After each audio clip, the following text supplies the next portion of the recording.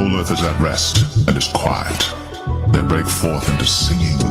Yea, the fir trees rejoice at thee, and the cedars of Lebanon, saying, Since thou art laid down, no fellow is come up against us.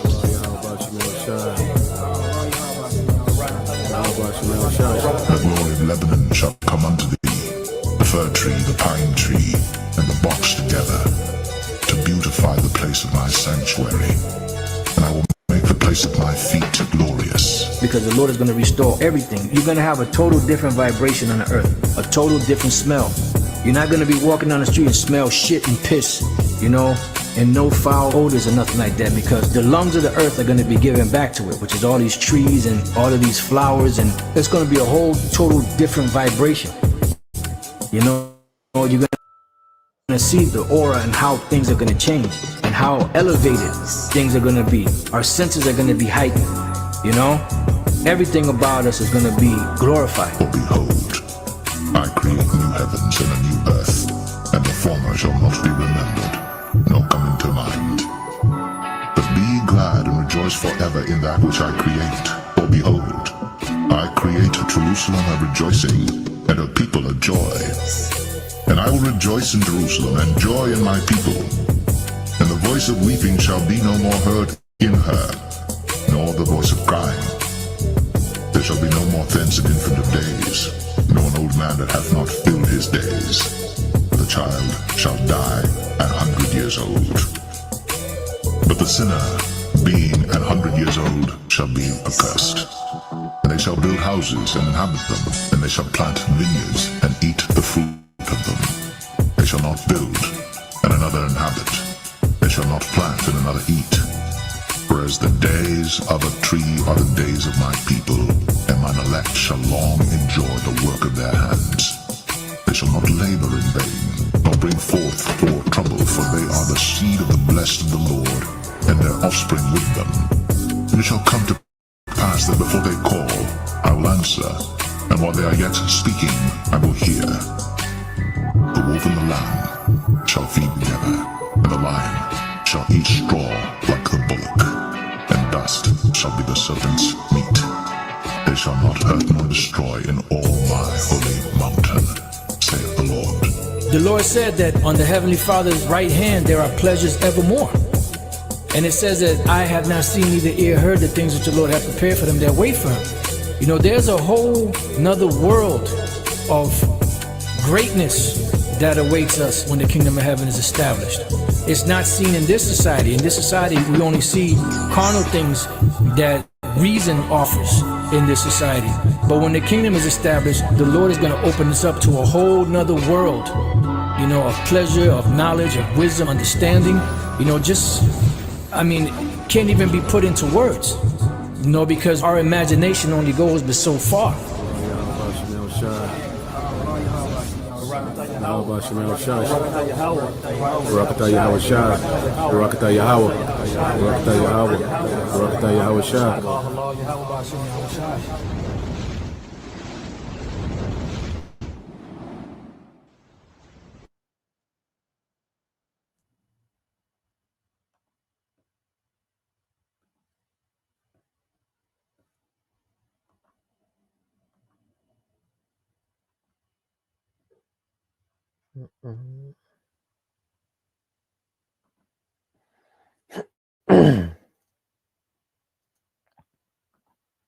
All right, Shalom.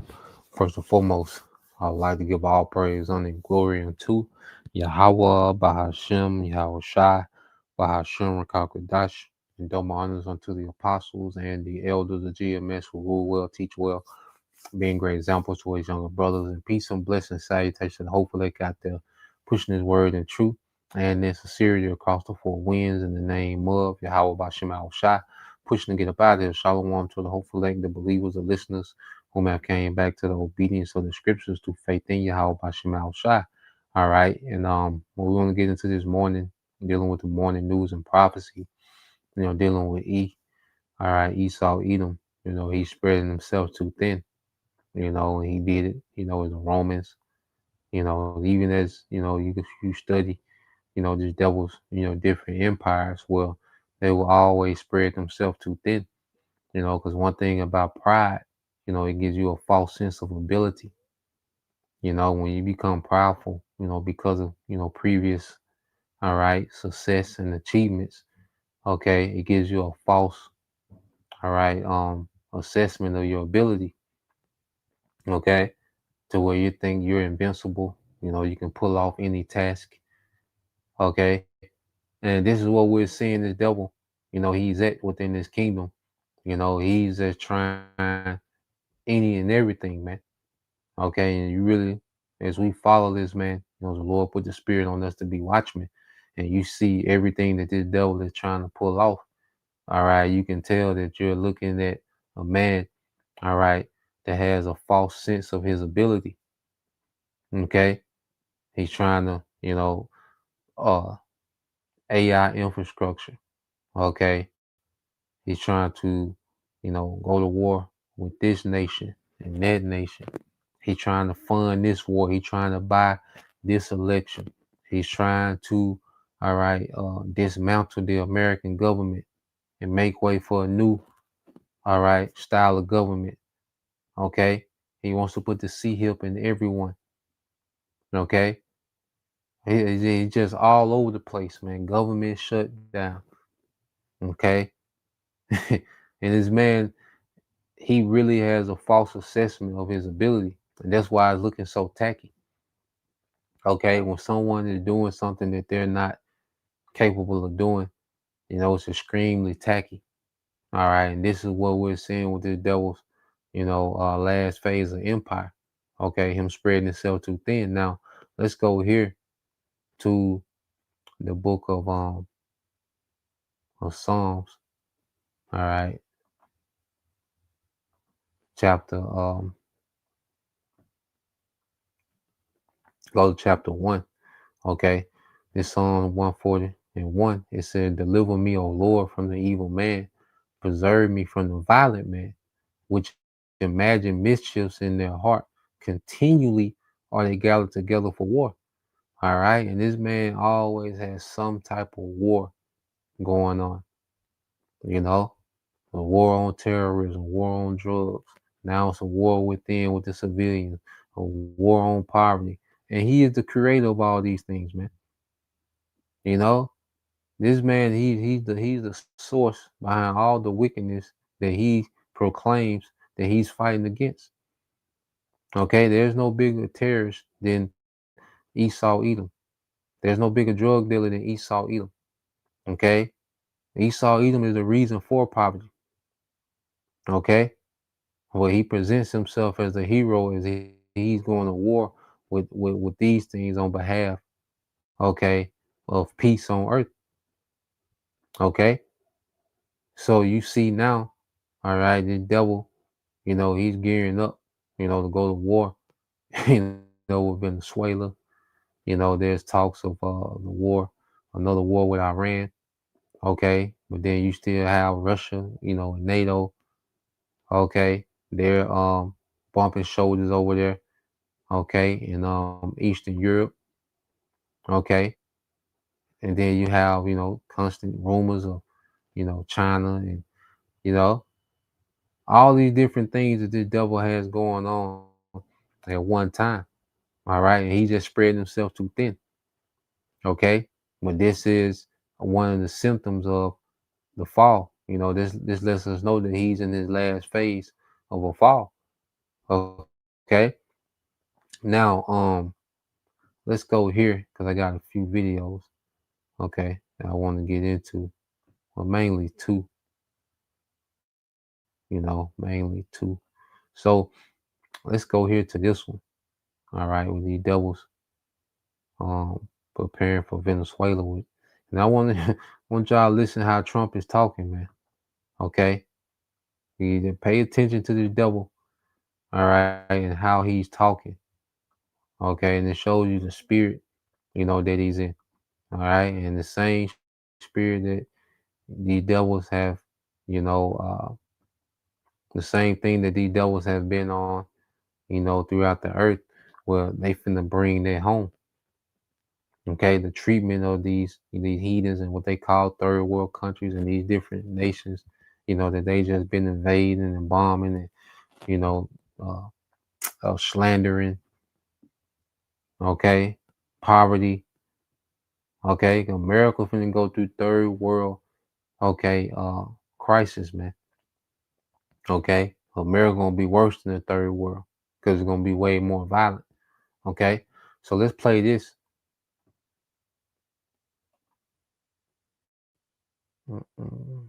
In a major escalation of the war that Trump seems to be starting against Venezuela, Hegseth and the Pentagon have ordered the deployment of the United States' most advanced and newest aircraft carrier, the USS Gerald Ford, to the Caribbean off the coast of Venezuela. This ship has 5,000 Navy seamen, and this is in addition to the 10,000 troops already deployed in the region. This comes as Trump was just recently asked whether or not he plans to go to Congress in order to seek the authorization to go to war. As he says, he is going to war against drug cartels, but solely based on the executive order he issued earlier in the year. He has had no approval from Congress, despite the fact that our Constitution requires Congress to declare war. This is what he said in response. Our sea drugs, as they call them, they use the term sea drugs. The drugs coming in by sea are like 5% of what they were a year ago, less than 5%. So now they're coming in by land. And even the land is concerned because I told them that's going to be next. The land is going to be next. And we may go to the Senate, we may go to the, Congress and tell them about it. But I can't imagine they'd have any problem with it. I think, in fact, while we're here, I think it's a good idea, Pete. You go to Congress, you tell them about it. What are they going to do? Say, gee, we don't want to stop drugs pouring in. I don't see any Lawson going. No reason not to. They'll always complain, oh, we should have gone. So we're going to definitely, I'd like to just tell you, let's go. We go. We're going to tell them what we're going to do. And I think they're going to probably like it, except for the radical left lunatics. And Mr. President, if you are declaring.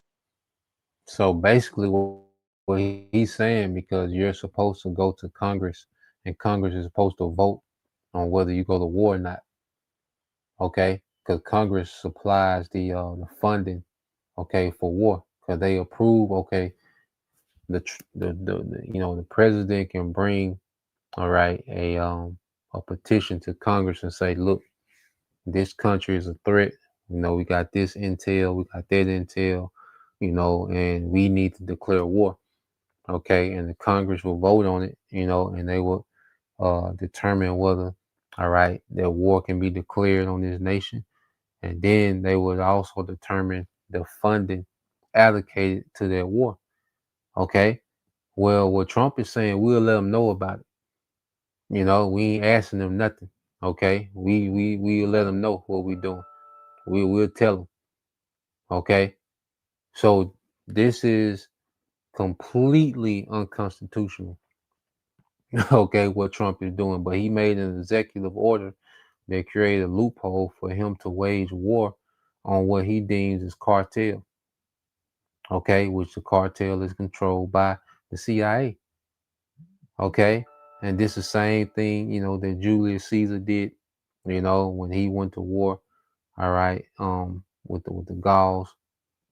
Okay, and he was supposed to come back, because he was approved to go to war for a year and a half. All right, with Julius Caesar, he stayed out there conquering for 8 years.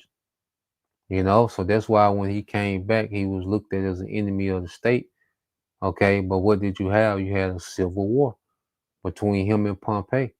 Okay, you see, because half the state looked at him as a hero, and the other half of Rome looked at him as a traitor. Okay, and a dictator and doing too much. Okay, so you see how this government, all right, Esau repeats the same mistakes over and over and over again, man. All right, but basically Trump is telling the Congress, like, look, we're gonna go to war. We'll tell them niggas about it when we get back.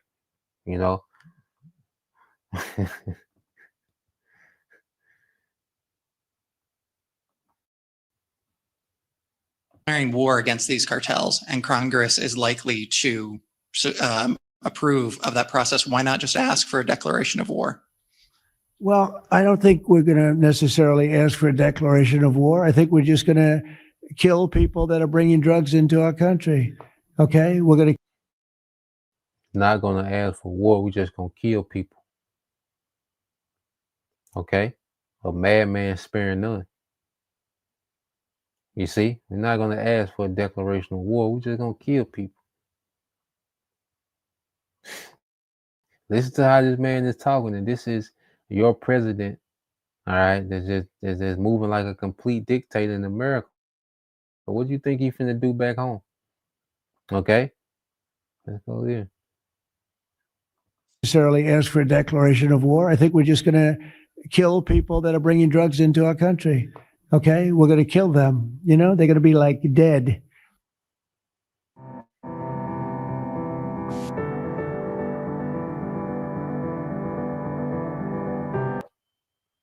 We will just kill them. Seems to be Trump's policy, and he apparently thinks he needs zero oversight or authority to do so. Hegseth also just announced the 10th strike against a boat in the Caribbean, again claiming each one had to do with drugs and the drug cartel. Despite in the past, before Trump had done this executive order, the traditional method of catching and capturing drug cartel members of a boat would be the U.S. Coast Guard would pull over a boat and arrest anybody with drugs. This, of course, has now turned into missions, military missions under the newly named Department of War. This naval power of the United States going to the Caribbean, the aircraft carrier, in addition to what is already in there, is now the largest Navy deployment in the world. And according to the head of the former Special Command, it is unprecedented. We have never had this level of military in the Caribbean. And this is being done, according to Trump, Hegseth, and Marco Rubio, solely because of drugs that are coming from Venezuela to the United States. Never mind whether or not they're coming from other countries to the United States. Never mind the fact that the fentanyl they keep on talking about isn't evidently manufactured in Venezuela.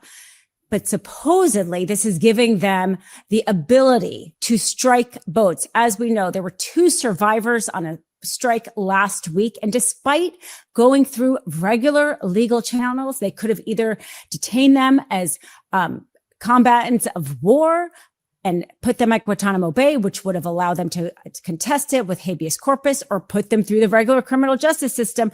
They instead freed them, allowed them to go back to their own countries. Neither of them were actually even Venezuelan.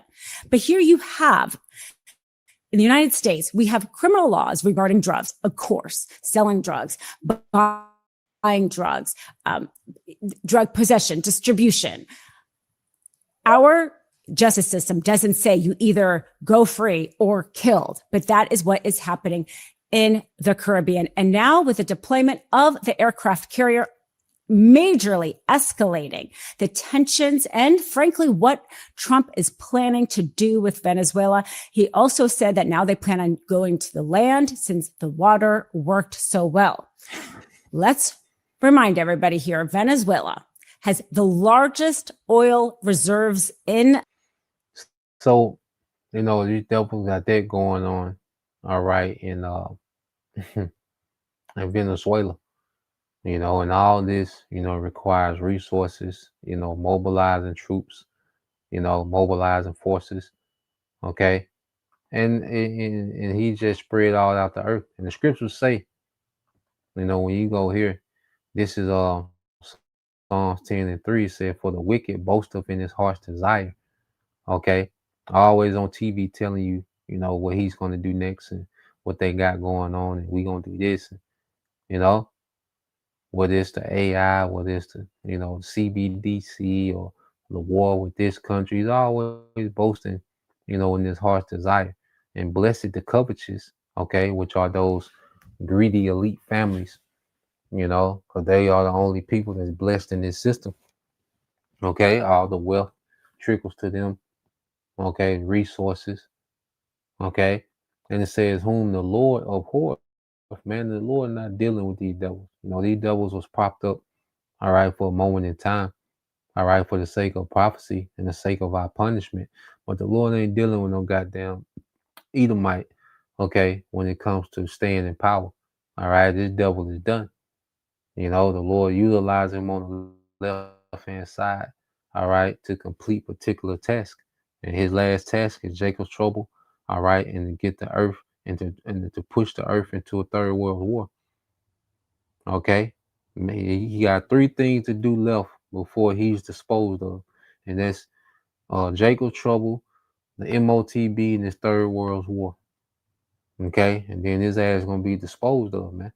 Okay, it said the wicked through the pride of his countenance will not seek after the Most High. The Most High is not in all his thoughts. His ways are grievous. Thy judgments are far above out of his sight. As for his enemies, he puffeth at them. You know, so that's just him being proud. You know, just telling a supposedly sovereign country that look, you know, we striking boats. Okay, it will. All right. Anything that we want, we just gonna strike, and we might just go to the land next. That's him puffing up his enemy, like, you know, might go to the land since the water works so good. You know, we just go to the land. Okay, he pulling, you know, aircraft carriers up in the coast of Venezuela. That's him puffing at his enemies, man. You know, he just be selling those aircraft carriers through the South China Sea. That's him puffing, man, at his enemies, like, shit. Who gonna do something? You know, and that's the spirit that the devil is in. Okay, it says, he has said in his heart, I shall not be moved, for I shall never be in adversity. Okay, and this, you know, and Trump is an embodiment of that. The way Trump talks, as if their power and authority will never be opposed. You know, it's always about what they're gonna do, always about what they got going next. Okay, well, see, they don't factor in, okay, that the Lord, all right, has a plan for them. Okay, this is Habakkuk 1:6. So for lo, I raise up the Chaldeans, that bitter and hasty nation. Okay, which Habakkuk was around during the time of, you know, the Babylonians getting ready to take Jake down. Okay, but now we know in this time it's speaking of America. Okay, it says that bitter and hasty nation which shall march through the breadth of the land to possess dwelling places that are not theirs. Okay, and this is what we see on, because America's Babylon the Great. So the things that the Neo-Babylonian Empire did, you know, and even the ancient Babylonian Empire under Nimrod, well, America would do greater. Okay, it says they are terrible and dreadful. Their judgment and dignity shall proceed of themselves, and that's what we just see. They justify themselves. You know, they like, look, man, we're stopping, you know, drug trafficking. You know, we're fighting terrorism. Okay, you got you know, traitors of you know, the republic within. We gotta, you see, so we're justified, man. You see, crime is so terrible. We need, you know, we're justified, man, in everything that we do. You see, so going on, just Trump said we'll tell Congress about it. You know, we get back. All right. Habakkuk 1:8. It said their horses are swifter than the leopards, and more fierce than the evening wolves, and their horsemen shall spread themselves. All right, and their horsemen shall come from far, and they shall fly as the eagle that hasted to eat. Man. Okay, this speaking this man military, man, mainly his air force. Okay, and this is how the devil has been getting down in the earth, man. Okay, just military dominance. Okay, but we come into a time where he's finna get checkmate first by these heathens, and then the ultimate checkmate gonna be Yahweh Shai. It says they shall come all for violence. Their faces shall sup up the east wind. They shall gather captivity as the sand. All right, because the earth is the planet Earth is pretty much the planet Earth is enslaved to these global corporations. You know, anywhere where you can work, all right, you're working under the umbrella of these global corporations, man. You know, and they've been able to colonize the earth with the sword. all right, and then enslave people with what? These corporations. Okay. So his mind, look, he like when the scriptures say the earth is given into his hand, the earth is given into this man's hand. Okay, and the people in it too. You see, so when you go keep reading on, and then go to another video, it says, and they shall scoff at kings, and the princes shall be a scorn unto them. They shall deride every stronghold, for they shall heap dust, which is confusion, and take it. Then shall his mind change, and he shall pass over and offend, imputing this his power, all right, unto his God. Okay, so now what we're seeing with this devil, like he said, he's scoffing at all these world leaders. Okay, that's not with him. Okay, and he has heaped up confusion. You see, to justify, okay, his war. You see, and over the years, he's been able to just take down, strongholds of these ancient, you know, people. All these people, because you look at the earth and how westernized the earth is. Esau has made people leave their traditional ways and conform unto him. Okay, and he presented, this form of confusion as life. Okay, so now he's in the spirit now to where he just boasting. That's why I say, I think the brother got it. Just tie right into it. I think the brother got it.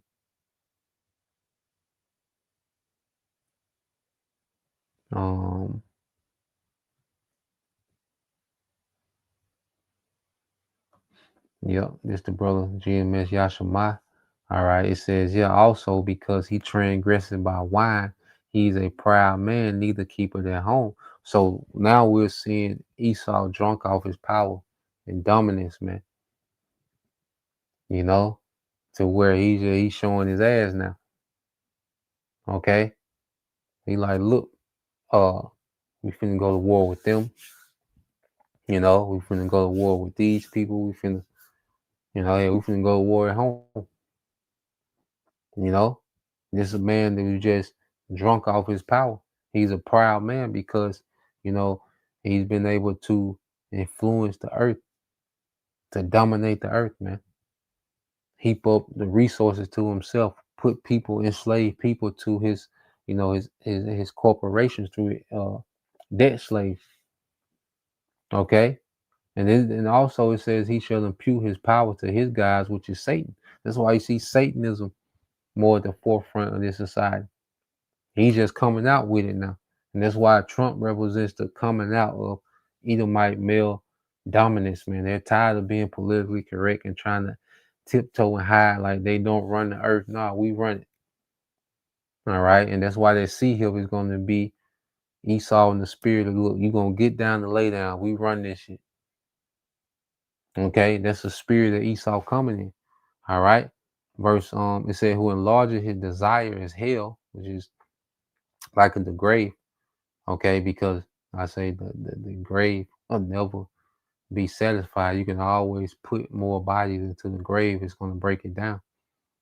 Okay, and that's how this devil is with his greed when it comes to power, wealth. Okay, notoriety, like he can never be satisfied. Okay, that's why he's always pushing. All right, for more control, more war, more power, more wealth. Okay, it says, who enlarges his desire is hell, and his death, and cannot be satisfied, but gather unto him all nations, and heaping unto him all people. Okay, so the devil's in the position, where he's in the peak of his power. Okay, and we're getting ready to see the Lord break this man down. Okay, so let's go here. Let's get this video. Get this precept.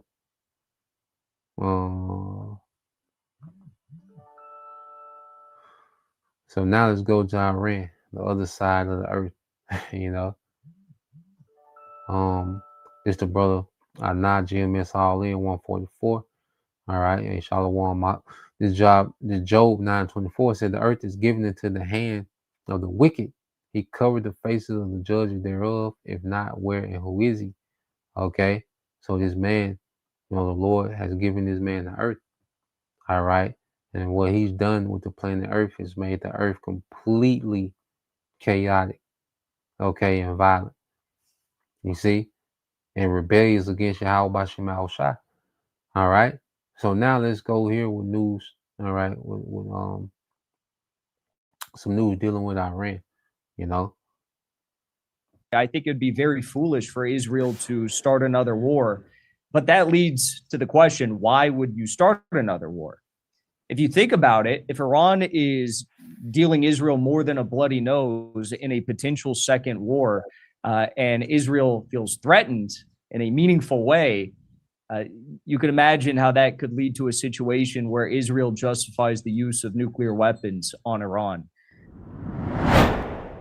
One here. So this was your live stream you just did. Iran in full alert. Iran in full war alert amid Israeli threats. So, well, what can you tell us about Iran being on full war alert? Well, there was a meeting, a summit that was supposed to take place next week in Tehran, hosting a bunch of media, social media influencers and independent journalists. Pepe Escobar was another person who was supposed to attend this event, and they canceled the event. The Iranians did. And the reason why was war preparation and war readiness. That's what was given to the attendees. So apparently all of the IRGC commanders are in bunkers right now. This is from sources in Iran. They're all preparing for this. I was invited to a meeting with President Pezeshkian, the Iranian president, in New York City at the United Nations a few weeks ago. I obviously wasn't there. I'm in Moscow. I was in Africa during that meeting. But apparently at the meeting, he said another war is coming. Israel's going to launch another war. And he feels as though they're going to target him, in addition to many civilians and military and political officials. So I think this is coming. There was also a major intelligence report that was just released from Ismail Khatib, who's the intelligence minister in Iran. And he just exposed that 50 countries participated in espionage activities against Iran during the 12-day war, including Turkey, who's their neighbor, and many Arab countries who are supposed to support Palestine and those who defend Palestine. So things are heating up, and it's not looking good. What do you make? so yeah, man, you see, Iran, was getting in war mode, because last time, they was caught off guard by those small hats, and even, they was caught off guard, they retaliated, in a major way to where America, had to intervene, and kind of like, look, y'all chill out, because Iran, was pummeling those small hats. Okay. Like I saying last time, those small hats caught Iran off guard. They were supposed to have peace talks and negotiation with America, so they were like, okay, they let the guard down, but this time, they booted. Okay, and ever since June until now, all right, Russia and China have been pouring in military hardware into Iran. Okay, so just like I say, this is a much anticipated, second round. Why niggas are looking forward to, all right, Jake Paul and goddamn Tank, all right, Javante Davis. This is what we should be looking forward to. Okay, this headliner, all right. So it's just been a lot of talks, a lot of speculation, and a lot of if or when. Okay. And it's gonna be interesting when these things unfold. Okay, so this devil, he has this going on, which this conflict is gonna draw in those other superpowers. Now whether they just go a second round and and then fall back again. Okay, but eventually, all right, it's just gonna continue to escalate and draw these other superpowers in. Okay, which is going to formulate this third world war.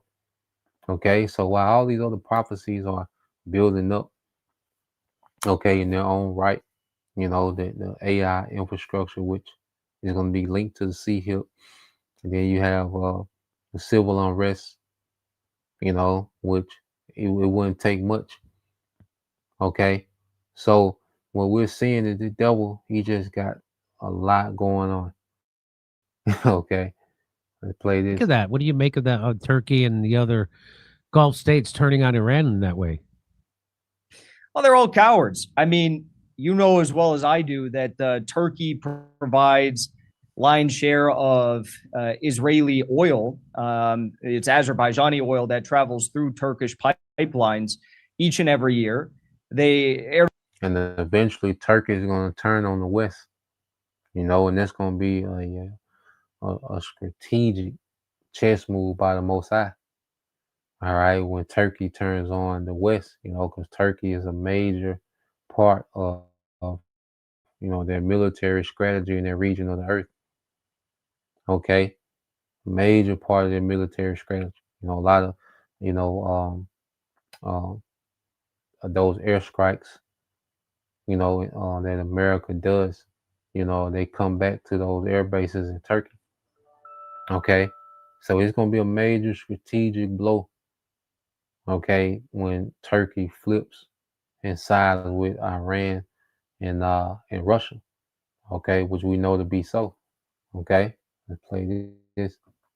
Erdogan always comes out and talks about how he stands with Palestine, but if you stand with Palestine, why are you going to supply the Zionist entity with, I think it's like 40% of their annual oil consumption? Doesn't make any sense. And for the Gulf countries, these Arab states, Arab states excluding Yemen, they're all ready for normalization. I think they are chomping at the bit for normalization.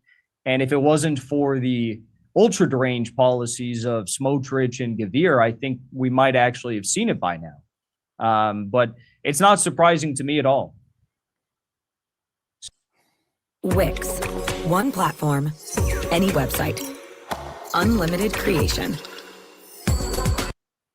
So I a lot of people said that it wasn't over. The 12-day war wasn't the end of it, that they had just kind of run out of munitions, in fact. And in fact, Ukraine thought that the United States was sending all its munitions to Israel. Israel thought we were sending all our munitions to Ukraine, and they were angry at it. But the United States just kind of ran out of munitions to supply them. And so the talk was that Israel was just waiting to rebuild and restock their munitions, and then they're going to attack Iran again. Do you think that was the plan? Is that what you think? Yeah, I think you got it right. I think also, they have new THAAD systems in Israel now. The U.S. dropped those there. What are THAAD systems? THAAD systems, THAAD interceptor missiles. Israel has a series of layers of air defense systems. This is one part of it. But they're very costly. The U.S. doesn't have a lot of them. I think we've dumped almost our whole supply into Israel now over the past 12 months. But Israel, it doesn't matter if they have these. It doesn't matter if they have their Iron Dome. It doesn't matter what other layers they have. Iran humiliated Israel, and they only, according to the IRGC, used about 25% of the technologies that they possess in their missile arsenal. So Iran did a number on them, obviously. I think it would be very foolish for Israel to start another war. But that leads to the question, why would you start another war? If you think about it, if Iran is dealing Israel more than a bloody nose in a potential second war, and Israel feels threatened in a meaningful way, you can imagine how that could lead to a situation where Israel justifies the use of nuclear weapons on Iran, which would be their dream scenario, to be able to justify the use of nuclear bombs on Tehran and other major Iranian cities. I think that's a real possibility. I wouldn't put it out of the realm of what could happen here. That Israel would be the first one to use a nuke. Yes. Yeah. I think it's unclear whether Iran has a nuke. I think they should have a nuke as a means of deterrent, not to use one. Oh no, they using them. you know, and y'all gonna find out, you know, what they got, you know. You will find out, all right, because and you know, just like these, you know, um analysts, they say, well, why would Israel go to war? What is prophecy? Okay, the least of the flock gotta draw them out. So it's just on their spirit, like this nigga BB, you know, this nigga only reason for being born was, you know, to go to war and wreak havoc, okay, in their region of the earth. Okay, so that nigga is in his lot. Benjamin Netanyahu, that nigga in his lot, Trump in his lot, okay, everybody in their lot to fulfill prophecy, man, you know, and to get this thing going. All right, now I want to go here real quick, because I asked about Rome, all right, spreading itself too thin. So let's go here real quick to so I asked, did the Roman Empire spread itself too thin militarily? All right, wise. During this collapse, could pride and false sense of ability play a factor? It says yes, both overextension and pride played major roles, okay, in Rome in the Roman Empire's decline, particularly in its military collapse. Let's unpack that a bit. By the late empire, especially the third and fifth centuries, Rome's borders stretched from um, Britain to Mesopotamia and from the Rhine, all right, to the Sahara. This created huge logistical and strategic problems. Constant threats from Germanic tribes in the north, Persians in the east, and eternal rebellions, all right, strained the legions. Maintaining vast armies required massive taxation and administrative costs. Economic decline made this unsustainable. Dilution of military quality, a recruitment falter. Rome relied more on foreign mercenaries, all right, and feudality, for Edirati, if I'm saying it right, but pretty much on like proxies, you know, what will proxies be today, how they use these proxy troops today. Okay, it says weakening cohesion and loyalty. It says culturally and politically, Roman pride often blinded leaders to reality. Culturally and politically, Romans' pride often blinded leaders, okay, to reality, man. Okay, you see, so pride played a factor in the fall of ancient Rome. You know, just like it's going to play a fall, okay, in Rome revive. Okay, as the brother put, all right, this is the brother Anaji MS All In 144, Proverbs 16 and 18. Pride goeth for destruction, and a haughty spirit before a fall. Okay, and haughty spirit before a fall. You see, so pride goes before destruction, and this devil is at the peak of his pride. He is the most proud. The scripture called him, "O thou most proud." All right, that's why he's gonna get the "O thou most destruction." Okay, so yeah, let's go back to the chat. It says, arrogance of past success. Centuries of dominance led many Romans to assume, all right, the empire was eternal. You see that? Like we went over last night. All right. Arrogance of past success, centuries of dominance led Romans to assume the empire was eternal. All right. They underestimated external threats like the Goths or Huns, okay, and overestimated the capacity to absorb loss, resistance, all right, to reform. All right. Emperors and elites often clung to outdated military structures and tactics, even as enemies adapted. And see, that's what we're finna see in this war.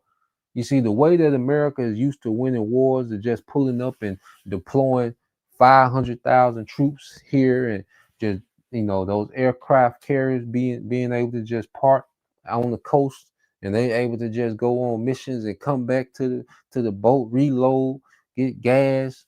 Okay, you see, either hot pocket, go back, you know, bomb the shit. You see that shit there over with. Okay, I think in Iraq, they deploy with like 500,000. They're not gonna be able to deploy those numbers and those people get off those boats unscathed. They're not gonna be able to fly those or go on those missions with those aircrafts, okay, and just come back to the aircraft carrier, okay? Because you got two things, and both can happen, one or the other or both, okay?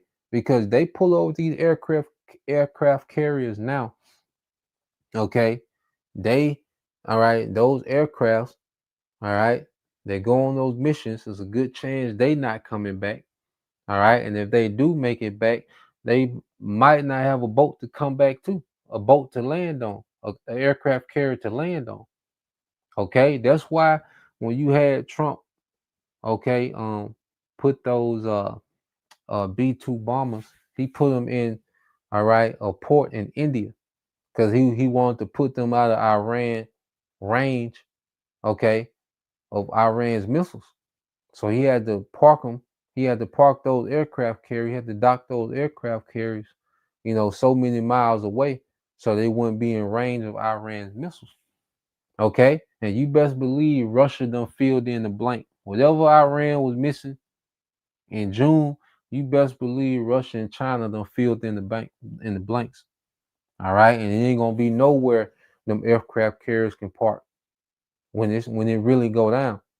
And see, what we have to understand, there's a lot of restraint still being held by these militaries.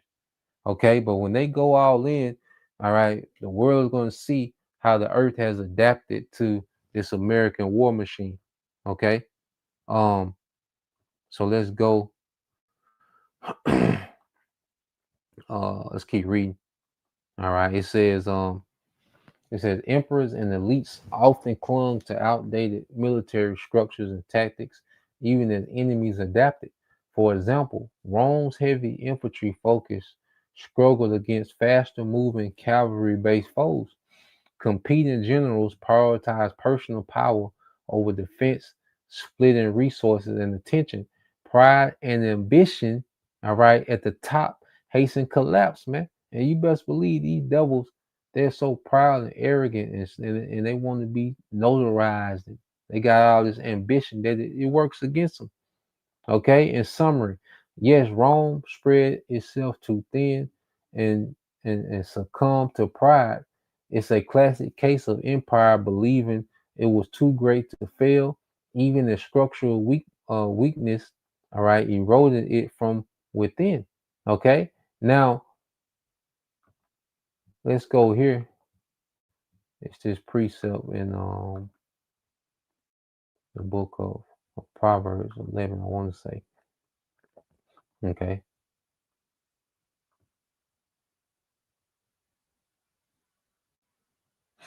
Let's get this. It's the brother faithful. All right, 144. Okay. All right, hopeful elect. It's Obadiah 1 and 3. It said, the pride of thy heart have deceived thee, thou that dwellest in the clefts of the rock, whose habitation is high, that saith in his heart, who shall bring me down to the ground? Okay, and this is how the devil thinks, this is how he moves, man. Who shall bring me down to the ground? Okay, and that's that pride. And the Lord wants this nigga pride because pride gives you a false sense of ability. Okay, and Esau finna carry his ass out there. Okay, thinking that he's still finna go dominate like times before. Okay, and his ass finna get embarrassed out there, man. Okay, and then Yahweh Shah just gonna come mop the floor with this nigga, man. Okay, and these heathens. All right, Obadiah 1 and 4. It says, though thou exalt thyself as an eagle, and thou shalt set thy nest among the stars, thence will I bring thee down, said the Lord Yahweh by Shemal Shai. Because this devil, he's been able to, he's been able to weaponize the atmosphere because the nest, also goes into a place of dwelling. He got space stations up there. Okay, but then also a place to stage weapons. Okay. So even though this devil, has put weapons in the atmosphere, all right, the Lord, Yahweh Shai, is finna be sent back to bring all that shit down. Okay? Everything is finna come down, man.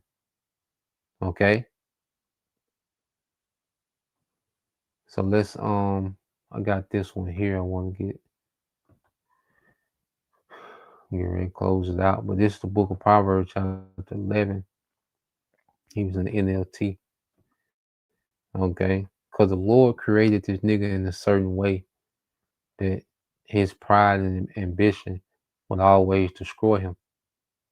You see, the Lord made Esau, okay, to destroy himself. Okay. The way that he's made. Let me see if I can find it. Yep, this is Proverbs 11:6. It said the godliness of good people rescues them. See, and the Lord put a spirit within Israel. All right, and this time the elect, to where we will return back to godliness, and that will provoke the Lord to rescue us. Okay.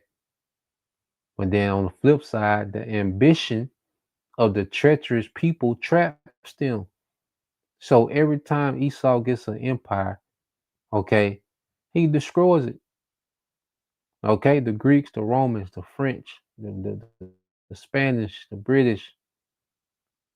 Okay, every time this man gets an empire, his ambition and treacherous, okay, it puts him in the trap every time. Okay, he can't help himself for becoming too proud, to becoming too ambitious and being treacherous and cutthroat amongst everybody and even amongst themselves, man. Okay, this nigga crash out every time. There's no bigger crash out than Esau. Okay, when he sold the birthright, he crashed. You see, so we finna see this nigga crash out again, man. All right, and this is the last crash out, man. This is gonna be the end of this guy. Okay, captivity, and then this is it for him. But every time, man, I got a live stream going into that tonight. How these different Edomite empires, they go out the same way. So Lord will, y'all tune in tonight on the Kingdom Minded and the GMS Historical Breakdown channel.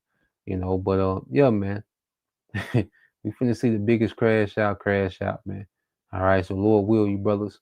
All right, and you sisters edified once again. I want to give all praise and glory unto Yahweh, Bahashem, Yahweh Shai, Bahashem, Kakwadash, and double honors unto the apostles and the elders of GMS who rule well, teach well, being great example to us younger brothers.